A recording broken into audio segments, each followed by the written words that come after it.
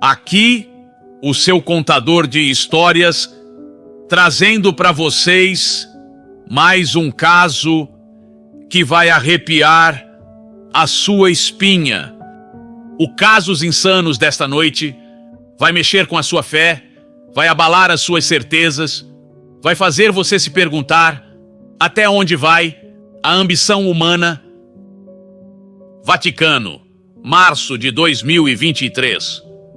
O mundo católico aguardava ansioso o resultado do conclave, a fumaça branca que anunciaria um novo Papa.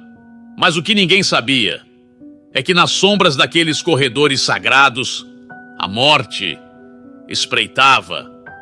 Dom Joaquim Silveira, 68 anos, brasileiro, nascido numa pequena cidade do interior de Minas Gerais, filho de lavradores, estava prestes a fazer história.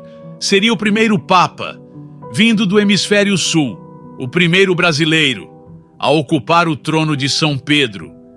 Mas, meus amigos, Dom Joaquim nunca chegaria a vestir as vestes papais.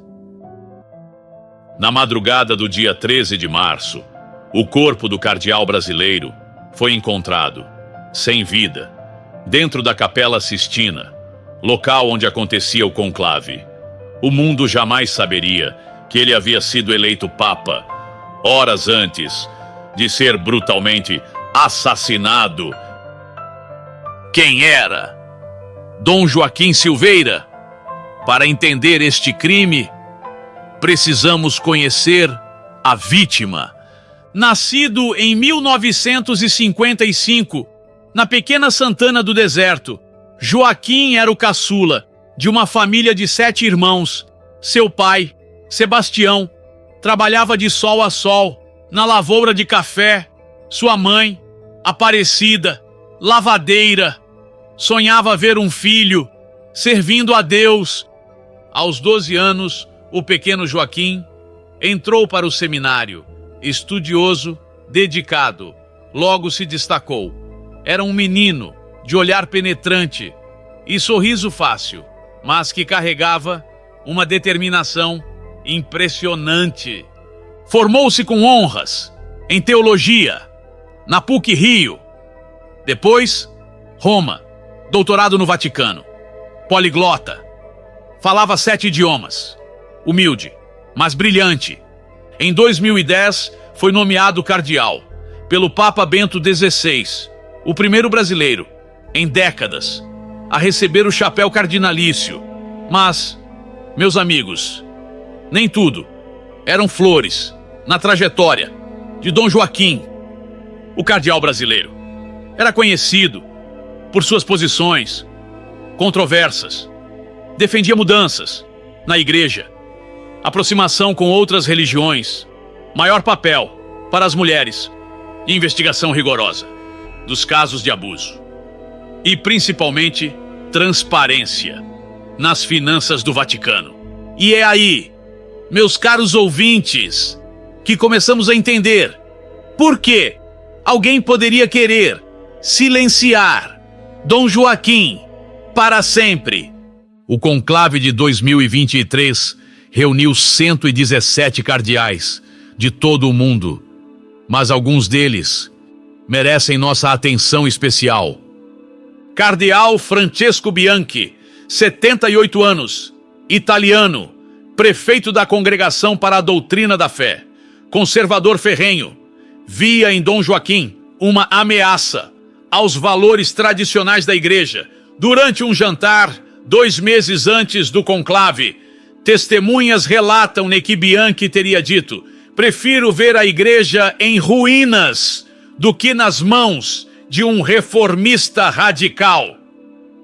Cardeal Thomas McPherson, 72 anos, americano, responsável pelas finanças do Vaticano há mais de uma década, homem de poucas palavras e muitos segredos. Dom Joaquim havia prometido uma auditoria completa nas contas da Santa Sé, caso fosse eleito. O que Macpherson temia que fosse descoberto? Cardeal Miguel Hernández, 55 anos, colombiano, considerado moderado, amigo próximo de Dom Joaquim. Ou pelo menos era o que todos pensavam. Fontes internas revelam que Hernández sonhava com o papado há anos e via no brasileiro seu principal rival.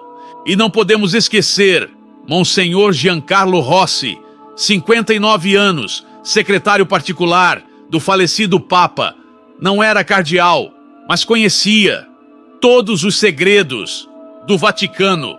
Tinha acesso a todas as salas, a todos os documentos e, principalmente, a todas as chaves. Mas há ainda aí, meus caros ouvintes, uma figura que poucos mencionam quando se fala deste caso, a irmã Helena de Jesus, 63 anos, brasileira, freira beneditina, que servia no Vaticano há mais de 3 décadas, era conterrânea e amiga de infância de Dom Joaquim. Foi ela quem preparou o último chá que o cardeal brasileiro bebeu antes de entrar no conclave. Um detalhe perturbador, não acha? 12 de março de 2023. A fumaça negra sobe pela chaminé da Capela Sistina. Mais uma votação, sem resultado definitivo. Os cardeais se recolhem para o jantar e para refletir. Dom Joaquim caminha pelos corredores do Vaticano. Seu rosto, sereno, não revela a tempestade interior. Ele sabe que está próximo de alcançar os 2/3 dos votos necessários para a eleição. Os cardeais retornam à Capela Sistina para mais uma rodada de votação. O ar está pesado, tenso, carregado de expectativa e de medo. Finalmente, Dom Joaquim alcança 78 votos. Está eleito. Seguindo a tradição, o cardeal decano se aproxima dele e pergunta: Acceptas ne electionem diti canonici factam in summum pontificem. Aceitas tua eleição canônica como sumo pontífice? Dom Joaquim, com voz firme, responde: Accepto, aceito. É neste momento, meus caros ouvintes, que o protocolo exige que o novo Papa se retire para a Sala das Lágrimas, uma pequena antecâmara, onde vestirá pela primeira vez as vestes papais. Dom Joaquim caminha sozinho para este momento solene. Os cardeais aguardam, inquietos.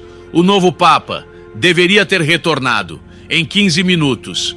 O cardeal decano, preocupado, decide verificar.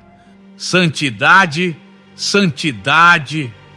O grito ecoou por toda a Capela Sistina. Dom Joaquim jazia no chão, as vestes brancas, manchadas de vermelho. Uma pequena perfuração, quase imperceptível, na base do pescoço. De seus lábios escorria um líquido escuro. Veneno! O Papa brasileiro havia sido assassinado. O caos se instalou no Vaticano. Como explicar ao mundo que um Papa eleito havia sido assassinado antes mesmo de ser anunciado? A Guarda Suíça isolou o local. O conclave foi suspenso sob juramento de silêncio absoluto.